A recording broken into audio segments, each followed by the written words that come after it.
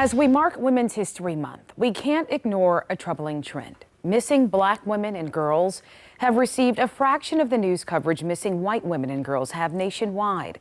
A study analyzing news coverage found that while black people make up nearly 40% of all missing persons cases, white women were overrepresented, receiving more than half of the national news coverage, even though they make up less than a third of all missing persons cases.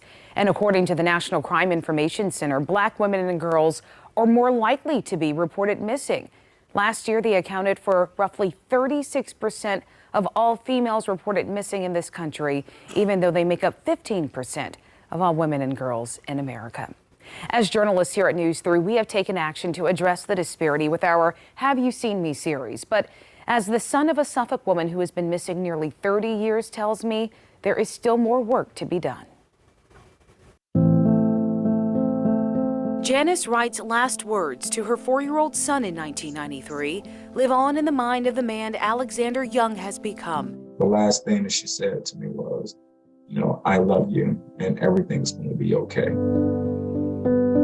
He was with his mother at a neighborhood party in Suffolk 30 years ago when she left to meet someone in a red car and never returned. You don't think it was your mother's intention to leave you guys and never come back? No, absolutely not. She just came to me in my dream, was like, hey, don't forget about me, look into this situation for me. So I made it my business to do so. I see you tearing up, Alexander. I'm so sorry. In the last year, Suffolk police solicited new leads in the mother of four's case, but Young tells me in the past 3 decades, news coverage of his mother's case hasn't gone beyond less than a handful of stories. Yes, it is frustrating. What about my mom? She was somebody too.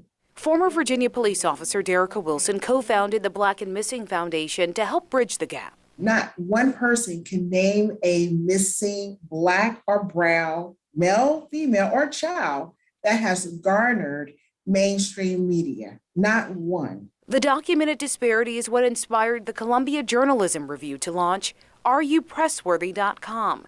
The journalist created a tool to predict how much press a missing person would get based off which cases have made headlines in the past. It says I'm worth 67 news stories. That's a lot. You are worth 8 news stories is what I'm seeing. I would be worth 9 stories. That is really disheartening. Kyle Pope with the Columbia Journalism Review hopes their site serves as a wake-up call. If Black people go missing at double their occurrence in the actual population, which happens to be the case, there should be double the stories. But in fact, it's the opposite. So what's the root of this problem? One study says a lack of diversity in newsrooms. Another says a lack of diversity in law enforcement.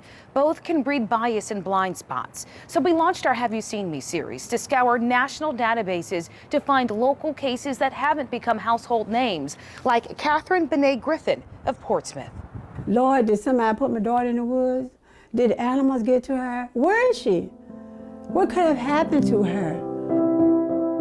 Linda Archie's had those questions for 11 years.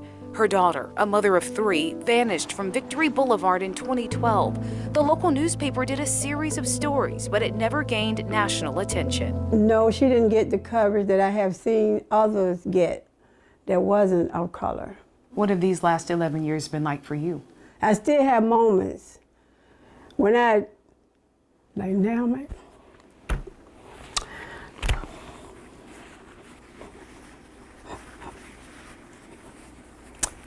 It's been rough. A newfound focus on cases like Catherine Griffin and Janice Wright highlight expanded news coverage that's long overdue for women with their hue. So my overall goal is to be national news coverage. I have to ask you, do you think that your mom is still alive? I do not. I would like to do something for the mother who brought me into this world. A woman who mattered, a person who's pressworthy. And as you know, News 3 has been focusing on missing children and adults in our investigative team series, Have You Seen Me?, including a special program devoted to how these cases are researched and issues surrounding missing people of color. You can find my in-depth coverage up right now at WTKR.com. Just search Have You Seen Me?